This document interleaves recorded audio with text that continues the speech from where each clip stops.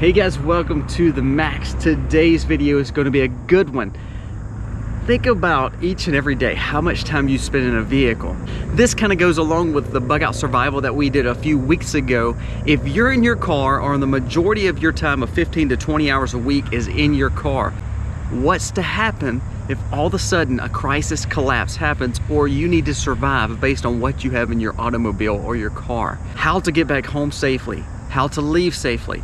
So today's video is going to be a good one. We're going to be talking about 10 things that we have in our vehicles that we keep stockpiled to make sure that no matter where we're at, our car is somewhat ready, any kind of survival prepping situation, to get back home safely in a collapse or to get somewhere else.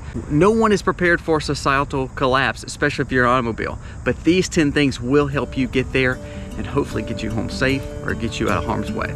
So today's video starts right now. I'm gonna let the sun shine in today.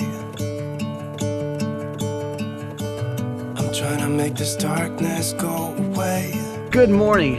As we said in the intro, today's video is going to be a good one. We're going to be talking about 10 things that we keep in our automobile for survival prep, and also just in case something goes down and we've got to either get home or get the heck out of Dodge.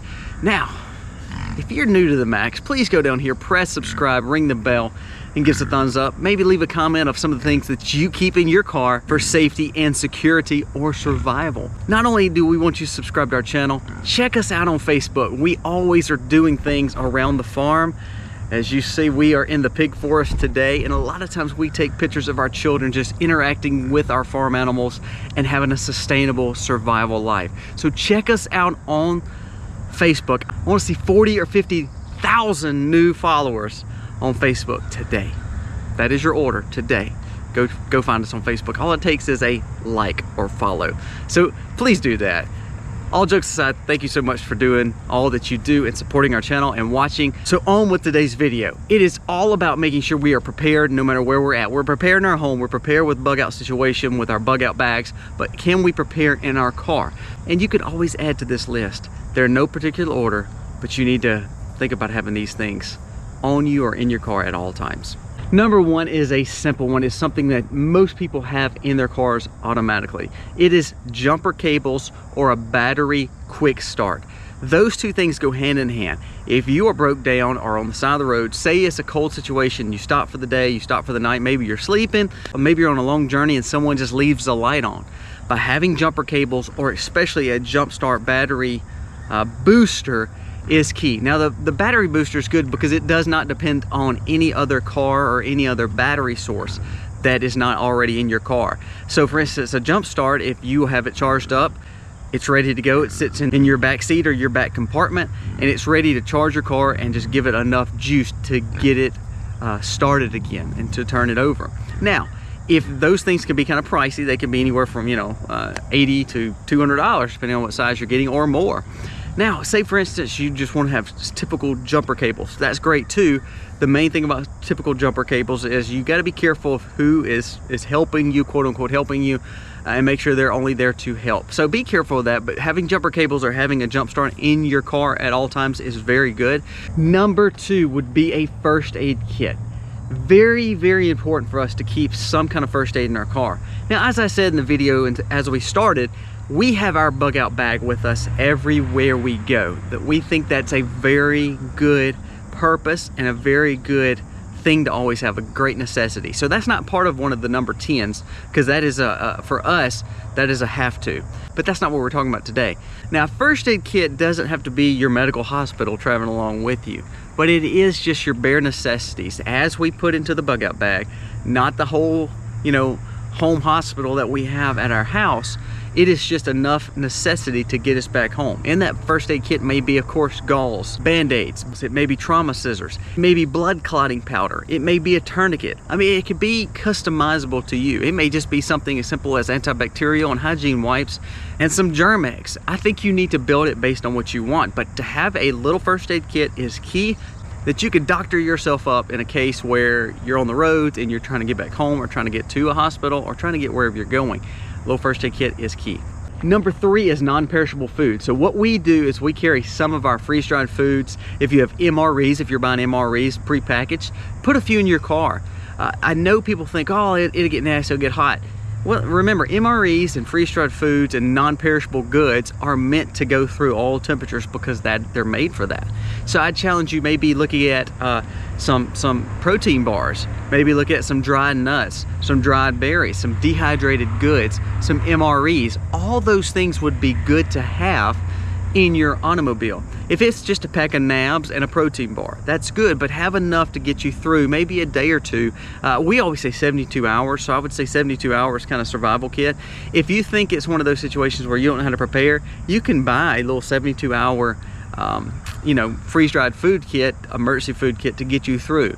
This is not a have to. You don't have to make this very expensive, but just have you some little foods in your cars to get you by, just in case you get stranded on the side of the road. Again, we're talking survival prep, but maybe it's just simply your car breaks down and you're in the middle of nowhere and it's just hard to get cell phone service. I mean, you never know what you may be faced with. So by having some food on the side is not a bad thing. Make sure you are prepared in that way to be able to eat if you need to. Number 4 would be storage containers. And what I mean by that is water jugs, gas jugs. Now, we do not carry this big monster gas jug with us and we don't put anything in it. It's not full of gas because that would be stupid and dangerous. But it went on for my truck, that's a totally different situation. But if in our automobiles, we may have an empty jug for water or an empty jug for gas just in the back seat, just in case. You never know what you may need. If you need to go fill up water, there may be streams or creeks or ponds by that could get you by to do whatever you need to do with that water. Maybe your engine's overheated and you need water to be able to put some in your radiator. You never know. It may be something as your gas gauge is messed up and you didn't realize it, and you have a little gas can that you can walk and hike and get back to a place to get gas. Carry some little jugs in a little compartment in your car or in your truck or in your trunk. And it may be a gas can, that's empty of course, or a water jug that can be transported of good drinking water, but also just simply non-drinking water to be able to utilize on your vehicle. Very good to have some extra jugs in your car. Now, number 5, we're kind of getting into a little bit more survival. You need to make sure you have an emergency blanket or emergency covers. In the South, again, it's not that it always gets really cold. We don't see the sub-zero and crazy temperatures like y'all may do in the North or in some different climates. However, we want to make sure that we can protect our families and ourselves. Say we're traveling with children or elderly. It's very good to make sure you have something to cover them up if all of a sudden it's really cold and our car breaks down. Having some blankets is key. Not only that, if we're trying to hide something in our car while we're transporting and we're bugging out, it's good to have some blankets to be able to put some things under the blankets and try to cover as much as you can as you're driving. But depending on what kind of blankets you need, if you're looking for wool blankets, you're looking for sleeping bags, I'm not sure. I'm saying personalize it to you, but make sure you have some kind of warmth in your car. That may be hand warmers, that may be extra jackets, that may be rain gear because you're in a rainier area. Say you're in the sweltering heat all the time, you may not need an emergency blanket. It may be a floppy hat to keep the sun off your head. So make that customary and customizable to you in what temperatures and atmospheres that you deal with the most and what you're most vulnerable to. Number 6, which is probably the most important, again, we carry on us at all times. It's one part of our EDC, our everyday carry. It's also in our Bug Out Survival, but it would be a security or protection device for you. If it be, firearm, if it be simply a cane, if it be a taser of some sort, if it's pepper spray, you need to have some kind of protection. We keep a little, almost like a little makeshift bat, a piece of wood if we needed it. That's also in the car at all times. Having some kind of mode of protection and security. If you're vulnerable and you get stopped for some reason, or there's a barricade, or your tire blows out, or your car quits and you're in the middle of nowhere, you're in a dark area, you don't know where you're at, you're in a very vulnerable situation. If you have family with you, you're even more vulnerable. So the main thing is to be able to protect and secure your automobile the very best you can. Now, not everyone can make this an arsenal. Not everybody in the car can carry, especially if you have family. The point of this is making sure you have some kind of protection on yourself. My wife, we have a video about it, but my wife was kidnapped years and years and years ago. Misty has a video on that. I can link that below. But you're not safe even in your main towns. We think we are, and then since we have that assumption all the time, we think, well, we can get home. We were not in a survival prep situation. We were actually engaged, going to get married, and all of a sudden my wife got kidnapped literally in a parking lot in my town. So things could happen. So having some kind of protection, some kind of security on you at all times is key. Go back and watch that video of my wife. She talks about her testimony in there. It's a very good watch. Number 7 is a flashlight or some kind of lighting mechanism. If we are traveling on a road, it's not bad because we have lights on the car. Sometimes our cars die. We don't understand why. Remember, if you're not driving an older automobile, it's probably wise that you pick up an older automobile for another reason, such as the EMP or damage to these computer chips that we're putting in our cars and all these little relays and fuses that our computers need to run on. But that's a whole nother video. So a lot of times we see cars break down, and it may be something so simple as an emission switch or some kind of like new computer chip that they've put in these cars. So if that shuts down your whole car and you're waiting for someone to get there, then what's your next option? You need to have some kind of light to be able to protect yourself. Not only if you're walking to get gas, say you're out of gas, you need it to carry for your jugs. But if you're looking in your trunk, finding some of the things that we've already talked about, you need some kind of flashlight. We don't realize how dark is until we don't have light in the middle of nowhere. It really can be very, very dark. That's like here on our farm, we have lights across our farm for security. But when all of a sudden, if we lose power and we don't put our generators on or our solar battery bank back on, guess what? It is dark. It's so dark you can't see your hand in front of you. So we have flashlights. It's the same concept with our vehicles. If we get stranded somewhere, or we're in an area where we just have to, our car is dead, or we don't know what's going on with our car, but ultimately it's not working, it's not putting out a light, have some form or way to have light. This may be something as simple as having a lighter too, where if you needed to make a little makeshift fire outside your car. That probably wouldn't be my first mode. I think it's good to have a lighter and matches, no doubt. But that would be, again, in my bug out supply anyway.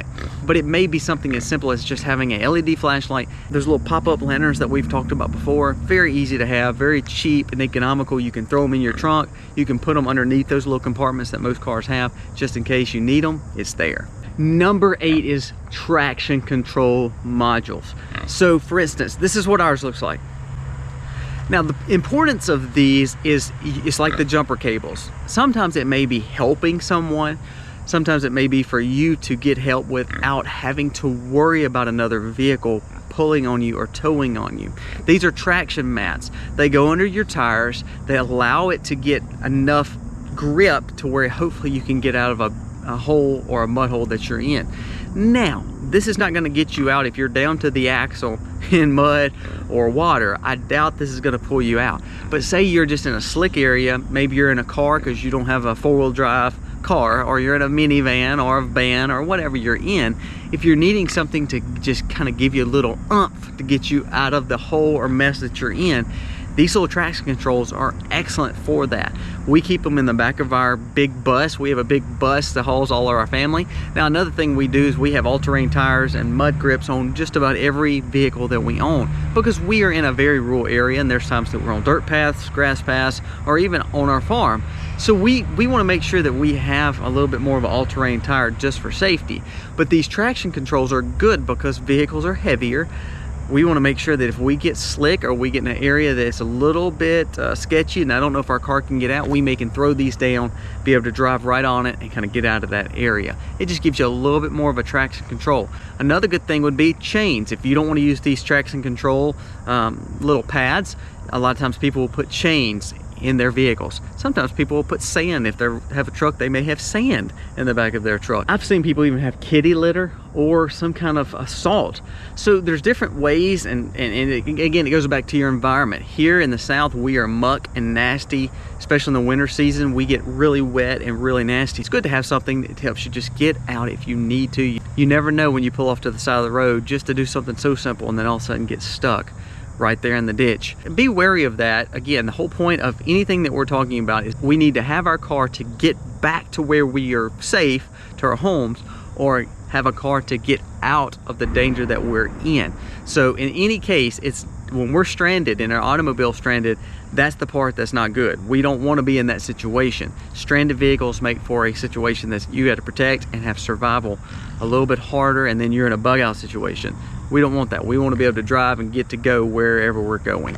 Number 9 almost goes along with what we talked about with the chains, but having some kind of tow rope, straps, also some kind of ligature such as paracord, duct tape. All this kind of goes in one bracket. I keep a little box of it's almost like a little tool chest thing and it's like miscellaneous ropes, paracord, ligatures, duct tape. It's like just it's like a box full of just kind of ropes and bungee cords and all kinds of little things. I've seen people literally where their hood was not locked, and all of a sudden, right when they were driving, it popped up. Well, guess what? If there's no way to tie that hood back down because you've broke the holder on it, then you need some kind of ligature or some kind of bungee cords or chains or ropes to be able to hold that down. Say for instance you have a fender bender and half your car is hanging off and it's kind of messing up where you can't drive. You can duct tape that fender back on. Remember, these are plastic cars now. It's not like they're made of metal and steel anymore. Most of it's just cheap plastic.